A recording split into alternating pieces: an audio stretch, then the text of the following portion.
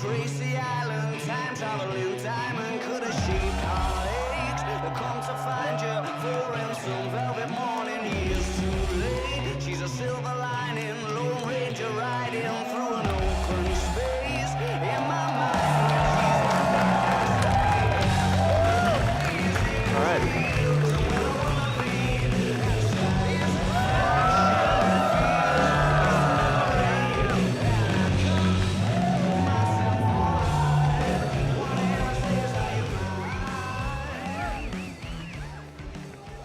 All right. Hey, everyone. So, for those that are watching this online, there's a couple of things I want to point out before I go into the presentation.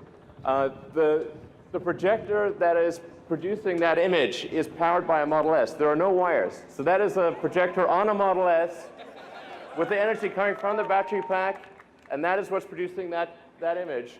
And that is the factory. Like a lot of people may not realize, that is actually part of the factory. That is not a screen. And the people in the audience are the people that have designed and engineered and built the Model 3.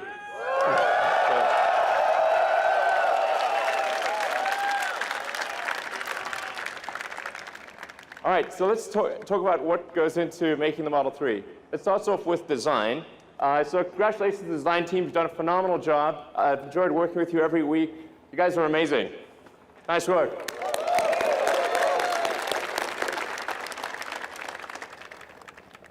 So there are many elements of the design. It's difficult to actually say exactly what makes it good, but except to say that we agonize over every curve, over every detail, every corner, every element of the interior, the exterior, including things that people probably won't even notice. We care about every part of it.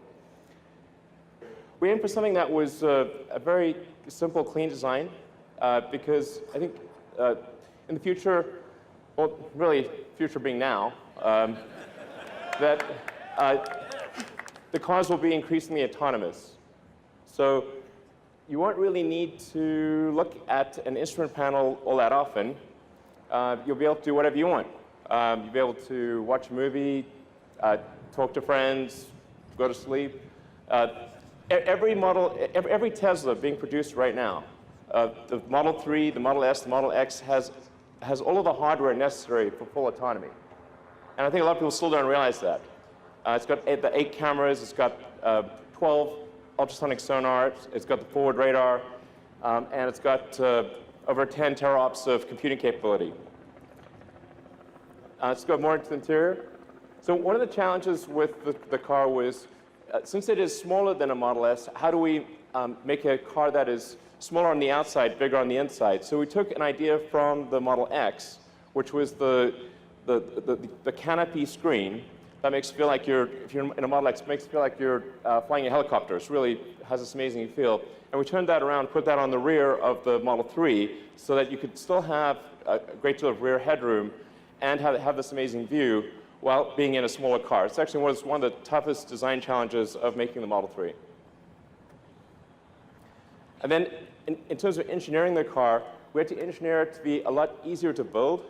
The Model S is an amazing car, but it's very hard to build. So we had to get the part count down, design it still to be light, but also to make it affordable. And I think that the team's done an amazing job of that. And then where this really shows up is in things like safety. So let's take a look at the safety video. So on the one hand, you've got a car that is one of the safest cars in the world, a Volvo S60.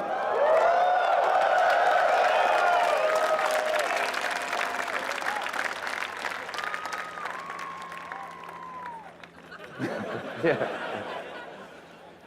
There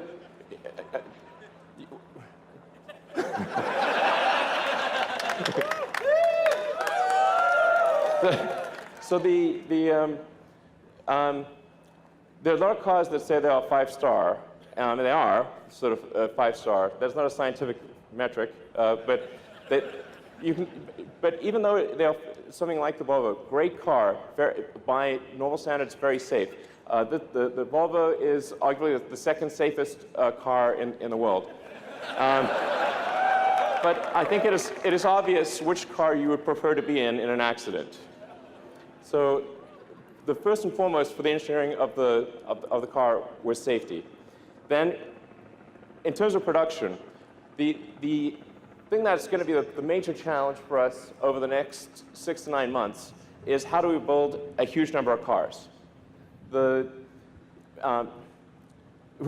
mean, and frankly, we're going to be in production hell. Welcome. Welcome to production hell. That's going to be where we are for at least 6 months, maybe longer. But you guys know that, you're veterans. I've been through this. So I look forward to working alongside you to journey through hell. And as the saying goes, if you're going through hell, keep going. Just to give you a sense of the size of the factory, we've got our Fremont car factory, where we are right now, is the second largest footprint building in the world. And that's going to ultimately produce 500,000 Model 3s and about 100,000 combined S and X vehicles, and maybe more if we can do it. But it just gives you, I want to give you a sense of the scale and how much has to go right. So then a frequent question I get asked, I noticed it popping up on Twitter quite a lot. Where is my Model 3? Sometimes not phrased quite as nicely as that. Well, we're building the cars as fast as we can. We're going to drive this ramp as hard as we possibly can. I have here a chart, so if you had trouble falling asleep, then this chart might help you. The point is to give you a sense of how manufacturing actually works. There are 10,000 unique parts in a Model 3, and these are coming from all over the world. About 2/3 come from North America, and about 1/3 from the rest of the world. But as you can see with this chart, which looks like we're being shot with ICBMs, I think that is the ICBM chart, actually. Save us, exactly. Well, we need missile command. Where's the missile command button? But almost anything that goes wrong anywhere in the world, if we haven't buffered the supply chain, will interrupt the production progress. When you have 10,000 unique items in a vehicle or any object, any one of them can slow down the production process. So the production rate will move as fast as the slowest and least luckiest component in the whole mix. Then on top of that, we have the Gigafactory. So this is stop motion. We started off with there being nothing. There was just a sort of desert, and built what is now it's actually now the largest battery factory in the world. And when it's done, we'll produce more lithium-ion batteries than the rest of global production combined from one building. So, yeah. So, in fact, let's go to the Gigafactory live, see if we can connect to them. Hey, guys. We have a whole bunch of people in Nevada that are helping make the battery pack, and the motor, the powertrain. And so we've got giant factory making battery packs and powertrains, giant factory making cars, and giant supply chain. And so all of those have to work together in cadence in order to get to our initial target of 5,000 cars a week, and then hopefully by the end of next year towards 10,000 cars a week. And then you're probably wondering, okay, will I be able to charge my car? Well, this is like probably the second most common question I get on Twitter, like, the supercharger is full, what is wrong with you? Why are you such a huge idiot? I'm like, sorry. Okay, we are tripling the number. By the end of next year, there will be 3 times as many superchargers as there are today. So that should really help out a lot. Essentially, you'll be able to go almost anywhere in North America, Europe, Asia, Australia, and many parts of Asia and the Gulf area by the end of next year. Eventually, you'll be able to go anywhere on Earth. Woo! Yeah. So, thank you. And actually, technically, you can go anywhere on Earth, because anywhere on Earth where there's electricity, you can charge your car. So the supercharger is just about being able to charge a car really fast. OK, so let's talk about the specs for the Model 3. There are two main variants. There's the standard and the long range. The standard, well, is going to be $35,000 for a 220-mile range. It's going to be a fast car. So the acceleration will still be well under 6 seconds, 130 mile-an-hour top speed. And then you can also get the long-range one, which will have a range of 310 miles.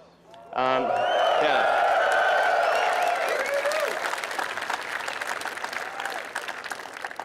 And be about roughly 5 seconds 0 to 60, 140 mile-an-hour top speed. So it's going to be a really great car. I think you will not be able to find a better car, gasoline or electric, in that price range that is anywhere near as great. All right.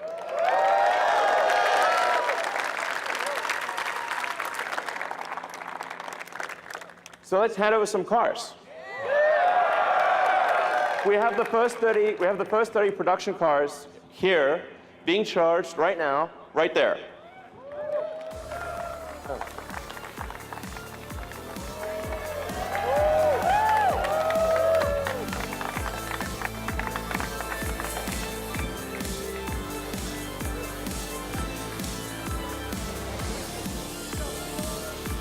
Hey guys.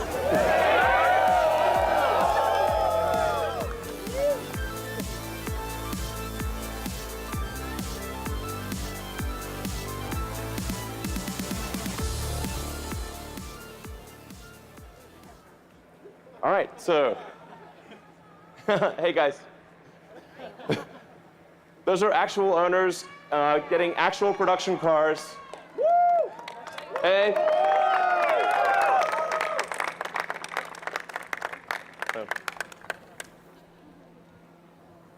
So there's actually, let's see, there's actually a total of 50 production cars that we've made this month. And 20 of which will be used for engineering validation, 30 of which will be on the roads with customers. And I want to just say to those that have lined up to buy a Model 3 and that in some cases spent days outside of our stores to be first on the list, I just want you to know that really matters to us. We really care. And we're going to do everything we possibly can to get you the car as soon as possible. So we're going to work day and night to do right by the loyalty that you've shown us. Thank you for doing that.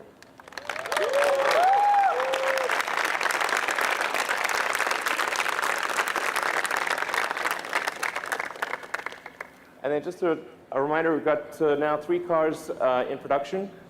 There's the X, the S, and the 3.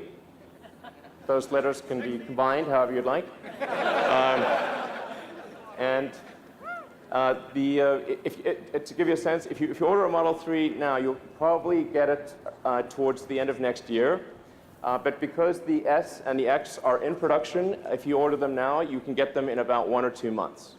And as I'd like to thank all the customers who own a Model S and X, and those who buy a Model S and an X, because in doing so, you make the 3 possible.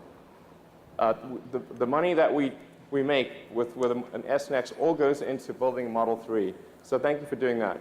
Thank you for our longtime supporters. And thank you guys for making it. Thank you.